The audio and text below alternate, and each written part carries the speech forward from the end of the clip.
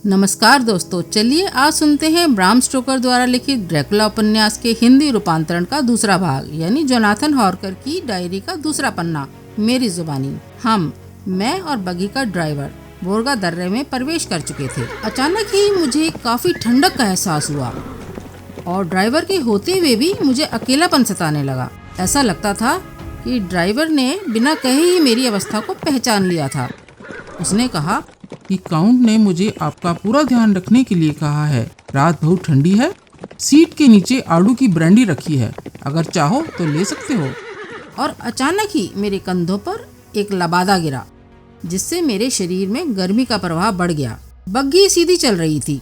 ना जाने क्यों मुझे एहसास होने लगा कि हम बार बार एक ही जगह पर चक्कर काट रहे हैं, और मैंने पाया कि मैं सही था। मैं ड्राइवर से इस बारे में बात करना चाहता था, पर ऐसा करने में मुझे संकोच हुआ। समय जानने की उत्सुकता से मैंने माचिस जलाकर अपनी घड़ी में समय देखा। आधी रात होने में कुछ ही मिनट बाकी थे। मुझे बुरे बुरे ख्याल आने लगे। आधी रात से संबंधित अंधविश्वास अब मुझे कोंचने लगे थे। और तभी किसी खेत में कुत्ते की रोने की आवाज़ सुनकर मैं बहुत डर गया। लगता था किसी चीज़ से डरने के बाद वे रो रहा था, और तभी इस कुत्ते की आवाज़ में एक और कुत्ते की आवाज़ शामिल हो गई, और फिर एक और कुत्ते की, और वो आवाज़ें मिलकर जंगली भयावह आवाज़ों का समंदर बन गईं। उन आवाज़ों के असर से घोड़ों ने बिदकना और पीछे हटना शुरू कर दिया था, पर ड्राइवर ने उन्हें थपथपाया तो वे कुछ हद तक शांत हो गए, पर उनका शरीर अभी भी कांप रहा था। तभी एक और तरह की आवाज़, जो पक्की तरह से भेड़ियों के रोने की आवाज़ थी और बहुत ही तेज कानों को लगने वाली थी, आने लगी। घोड़े फिर से पीछे हटकर बिदकने लगे, और मेरा तो कहना ही क्या, मन हुआ बग्गी से कूद जाऊं। इसी बीच ड्राइवर बग्गी से उतरकर घोड़ों के सामने जा खड़ा हुआ था। उसने उन्हें थपथपाया, सहलाया और उनके कान में कुछ बुदबुदाया। यह सब साधारण भी हो सकता था, पर उस माहौल ने वह सब बड़ा ही भयावह लग रहा था। पर उसके बावजूद इस व्यवहार का असर तुरंत ही देखने को मिला। घोड़े फिर से काबू में आ गए थे। ड्राइवर कूदकर अपनी सीट पर बैठ चुका था।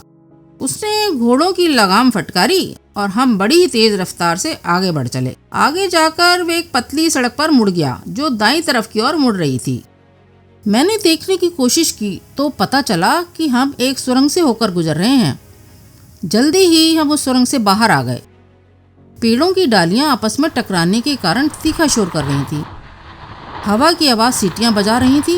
बारीक बर्फ गिरनी शुरू हो गई थी और काले अंधकार में सफ़ेद बर्फ की चादर नजर आ रही थी। मुझे अब दोबारा ठंड लगनी शुरू हो गई थी। भेड़ियों की आवाज़ें आसपास ही सुनाई दे रही थी। मेरा और घोड़ों का डर का हाल एक जैसा था, पर ड्राइवर बग्गी उड़ाए लिए जा रहा था। अचानक ड्राइवर गाड़ी से उतरा और ना जाने अंधकार में कहाँ गायब हो गया। भेड़ियों की आवाजें और करीब से आती नजर आ रही थी। कुछ प्रकाश सा झलकने लगा था, कुछ नीला सा प्रकाश था। ड्राइवर अंधेरे से निकलकर दोबारा सीट पर बैठ गया और हमारी यात्रा एक बार फिर शुरू हुई।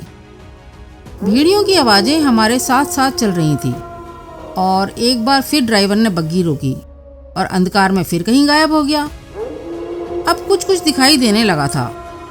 ऊपर आसमान में चांद पूरा निकल आया था। ये उसी की रोशनी थी। तभी एक बड़े बादल ने चांद को ढक लिया और मैं फिर से अंधा हो गया। जब मुझे दोबारा दिखना शुरू किया तो मैंने ड्राइवर को दोबारा बग्गी पर चढ़ते हुए देखा। भेड़िए गायब हो चुके थे, पर माहौल बहुत ही भयानक था। चांद पर फिर से बादल आ जाने के कारण अंधकार बढ़ चुका था। अब रास्ता चढ़ाई वाला था, कहीं कहीं ढलान भी थी।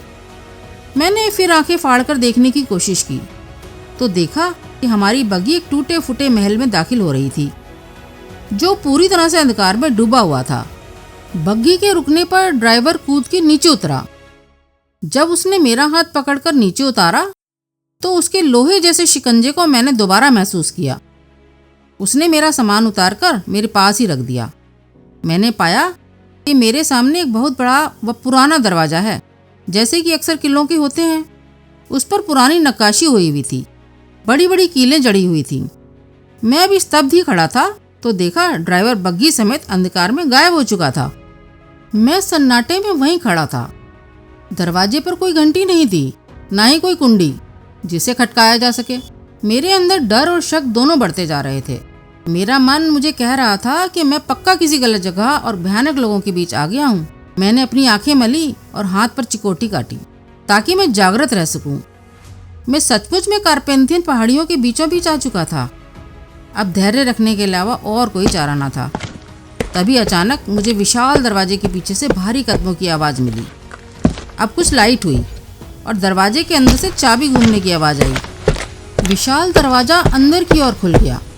मेरे सामने एक लंबा आदमी खड़ा था जो उम्रदराज था और उसके मुंह पर एक लंबी दाढ़ी थी। उसने पूरे शरीर पर काले ही कपड़े पहन रखे थे। उसके हाथ में एक लैंप था जो शायद चांदी का था।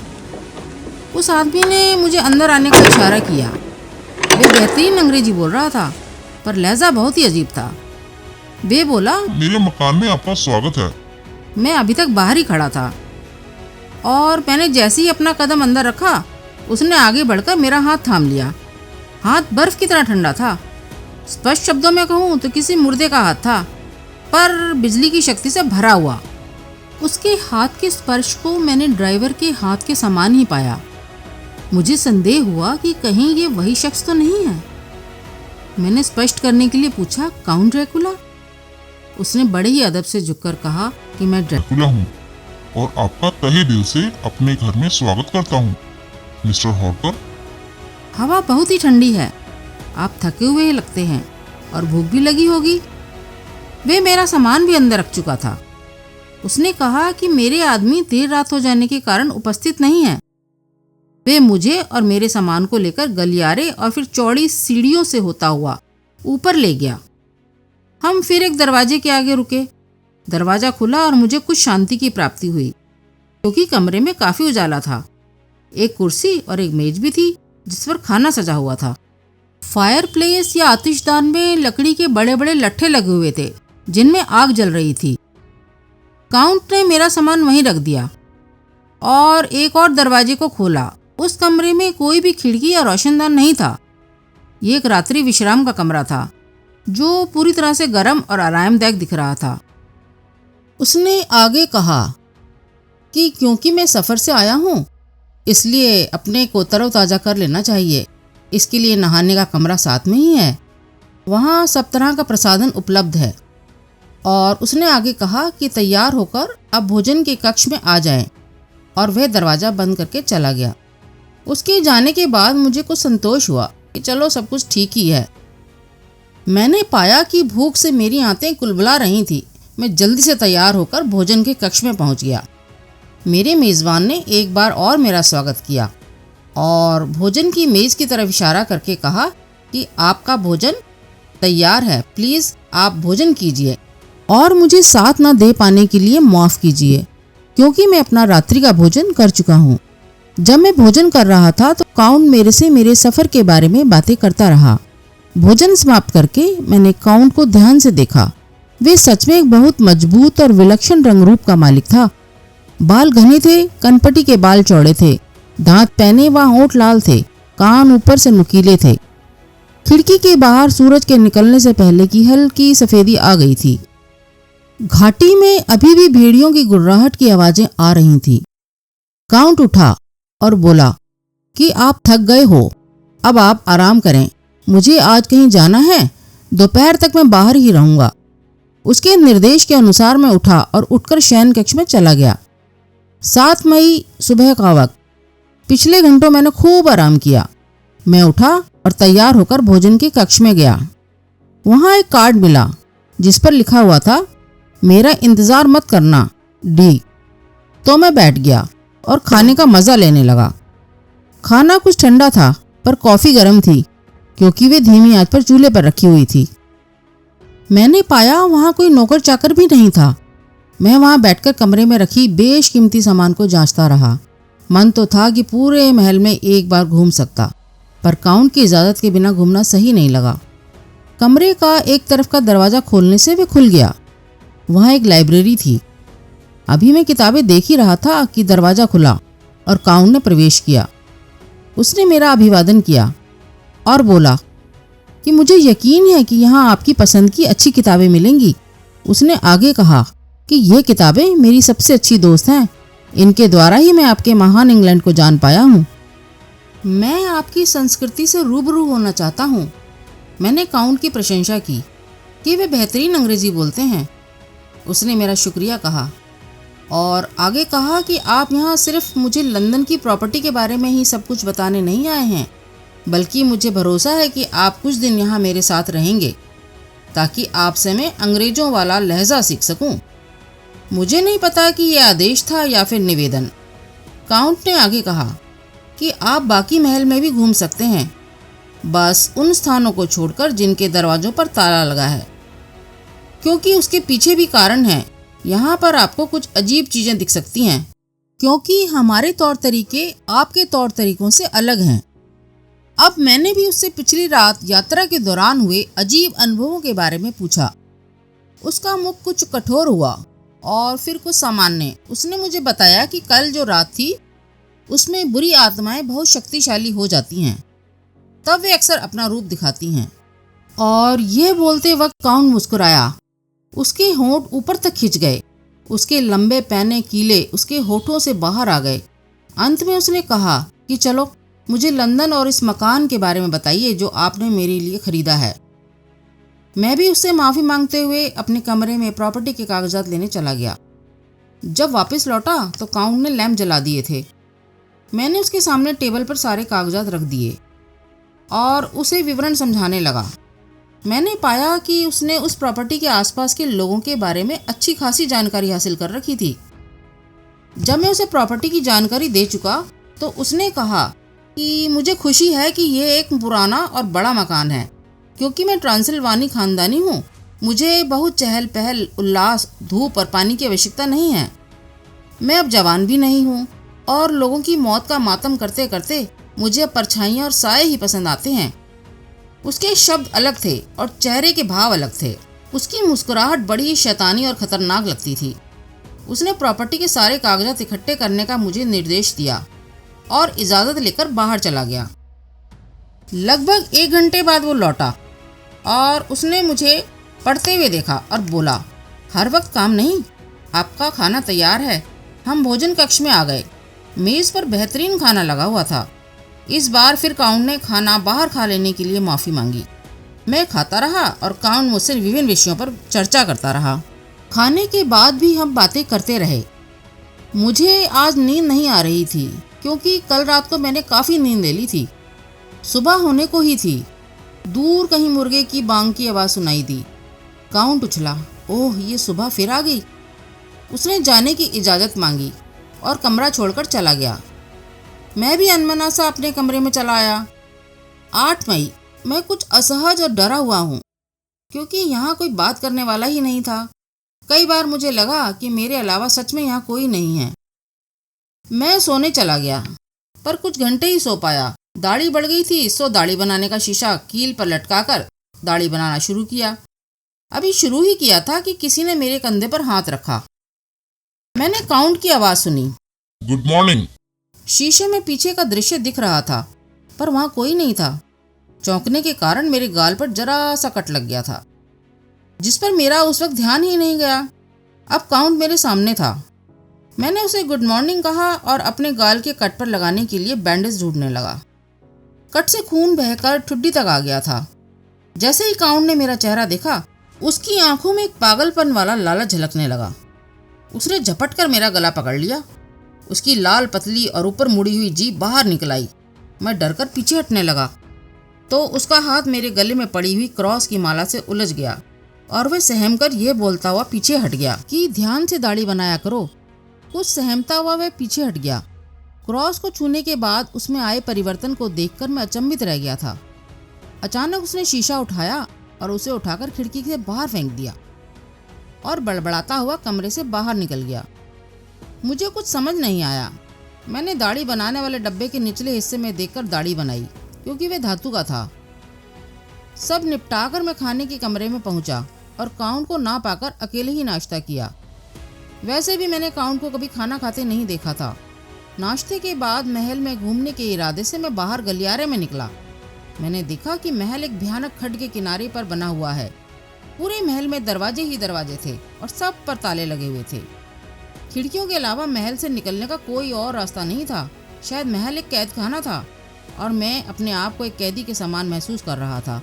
जैसे ही मुझे एहसास हुआ कि मैं कैदी हूँ, मुझ पर दहशत सी छा गई।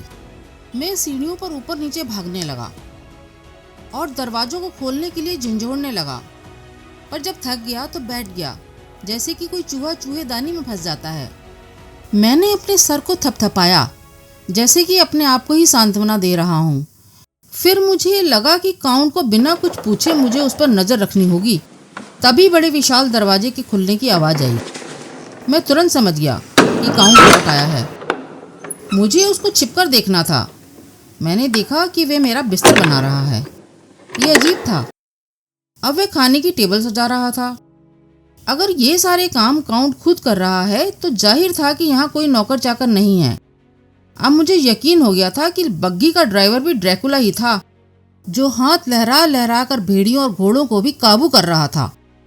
अब मुझे उस बुजुर्ग महिला के द्वारा मुझे रोकने और क्रॉस वाली माला पहनाने का अर्थ कुछ समझ में आने लगा था। शाम जब काउंट कमरे में आया तो उसने कुछ प्रॉपर्टी और कानूनी मसलों पर बात की और फिर मुझे छोड़कर बाहर चला गया। मैं भी अपने कमरे में लौट आया। फिर बाहर प्रांगण में आकर कुछ खुली हवा में सांस लेने लगा। रात का अंधेरा गहराने लगा था। मैंने गलियारे से नीचे झांका। मेरी मंजिल से एक मंजिल नीचे शायद वो काउंट के कमरे की खिड़की थी। मैंने देखा खिड़की से पहले काउंट का सिर बाहर आया, जो नीचे की तरफ था, और फिर धीरे धीरे वह किसी बड़ी छिपकली की तरह रेंग कर बाहर आ गया। वो दीवार पर चिपका हुआ था और अपने पंजों और हाथों की पकड़ से दीवार पर नीचे की ओर रेंग रहा था। उसका लबादा किसी विशाल पंखों की तरह उसके चारों तरफ फैला हुआ था और फड़फड़ा रहा था। पहले तो मुझे विश्वास ही नहीं हुआ। मुझे लगा यह मात्र मेरा धोखा है जो मेरे डर ने मेरे अंदर पैदा कर दिया है, या फिर कोई भ्रमजाल है। और वह खासी अच्छी रफ्तार से नीचे की ओर बढ़ता चला गया, जैसे कोई छिपकली हो। मेरे मन ने कहा कि क्या मैं किसी भी तरह से यहाँ से निकल सकता हूँ? आतंक और खौफ मुझ पर हावी होता जा रहा था।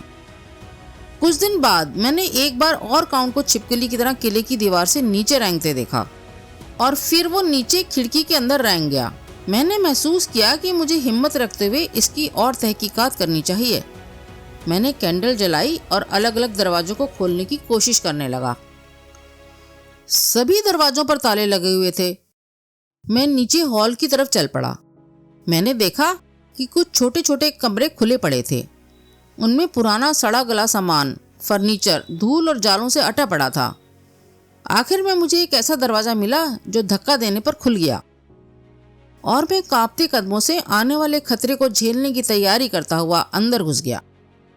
यह कमरा ऐसा लगा जैसे पुराने वक्त में महिलाओं के उपयोग में आता रहा होगा। मुझे अपने कक्ष से ज़्यादा यहाँ शांति मिली।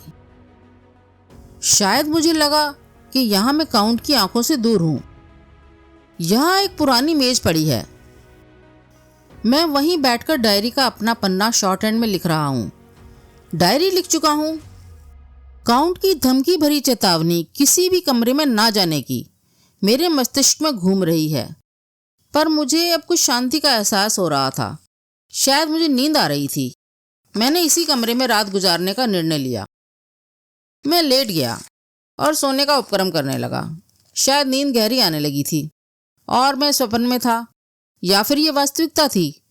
मुझे एहसास हुआ कि कमरे में मैं अकेला नहीं हूँ, वहाँ कोई और भी था।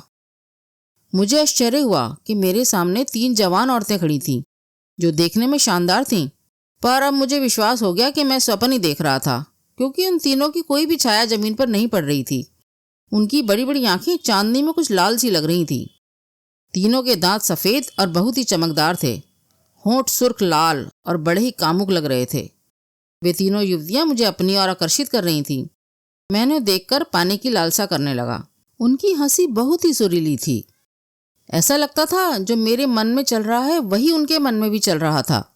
तीनों में से 2 लड़कियों ने एक को मेरी तरफ ढकेला और हंसकर कहा कि जाओ, पहले तुम ही जाओ और तुम्हारे बाद हम। और इसके साथ ही उनकी हंसी की मधुर झनकार वातावरण में गूंज उठी। मैं चुपचाप पड़ा हुआ था। एक लड़की जिसे आगे बढ़ने के लिए कहा गया था आगे आई और मुझ पर झुक गई। वो इतनी करीब थी कि मैं उसकी सांसों को अपने चेहरे पर महसूस कर सकता था। उसकी सांसों में अजीब सी महक थी, जैसे ताजा खून की। वो घुटनों के बल बैठ गई और मुझे ललचाई नजरों से देखने लगी। आंखों की खुली झिर्रियों में से मैं बस इतना ही देख पा रहा था, वह अपनी जीभ को अपने होठों पर घुमा रही थी। प्रेम करने का यह कौन सा तरीका था? उसके होठ मेरे होठों और ठुड्डी से नीचे घूम गए। उसकी सांसें मैंने अपने गले पर महसूस की और अब उसके होठों का स्पर्श मेरे गले पर हो रहा था। और फिर 2 पैने दांतों की चुभन मैंने अपने गले पर महसूस की तो वे वहीं रुक गए। मैं इंतजार करता रहा। मेरे दिल की धड़कनें बढ़ गई थी और तभी मुझे काउंट की मौजूदगी का एहसास हुआ। मैंने कुछ डर और नफरत की भावना से अपनी आंखें खोल दी। मैंने देखा काउंट के हाथ का शिकंजा मुझ पर झुकी हुई लड़की की गर्दन पर कसा हुआ था। फिर उसने झटके से उसे पीछे खींच लिया। लड़की दांत किटकिटाने लगी। वे क्रोध में थी और काउंट, उसकी लाल आंखें भयंकर तौर पर क्रोध में धधक रही थी। चेहरा और अधिक कठोर और मृत के समान लग रहा था। उसने लड़की को उन दोनों लड़कियों की तरफ उछाल दिया। वो गिरी और उछलकर बिल्ली की तरह पंजों पर बैठ गई। काउंट ने उन तीनों को हाथ से इशारा किया, जैसे उन्हें पीछे हटने को कह रहा हो। ये वही इशारा था जो ड्राइवर भेड़ियों को पीछे भगाने के लिए कर रहा था। काउंट ने फुसफुसाती और कठोर आवाज में कहा, उसको छूने की तुम्हारी हिम्मत कैसे हुई? मैंने तुम्हें पहले ही मना किया था कि ये आदमी मेरा है। उसे हाथ लगाने की हिम्मत भी मत करना। और इस बात पर लड़कियों ने काउंट को एक घृणित अदा से देखा और निर्मम कठोर घृणित हंसी हंसने लगी। ऐसा लगा जैसे मैं प्रेतों से घिरा हुआ हूं। काउंट फिर फुसफुसाया, मेरा काम निकलने के बाद मैं इसे तुम्हें ही सौंपने वाला हूं। अब जाओ और मुझे यहां से इसे ले जाना है। एक युवती लालच से बोली, क्या आज हमें कुछ नहीं मिलेगा? काउंट ने अपने हाथ का काला थैला उनकी तरफ उछाल दिया। उस थैले में कुछ ऐसा था जो शायद जीवित था। मेरे कान मुझे धोखा नहीं दे सकते। मैंने एक छोटे बच्चे की घुटती सांसों और रोने की कुछ आवाजें सुनी और फिर वे तीनों युवतियां उस काले थैले के साथ खिड़की से बाहर निकल गईं। खौफ पूरी तरह से मेरे पर हावी हो चुका था और फिर मैं बेहोश हो गया। Thanks for watching. Please like, share and subscribe.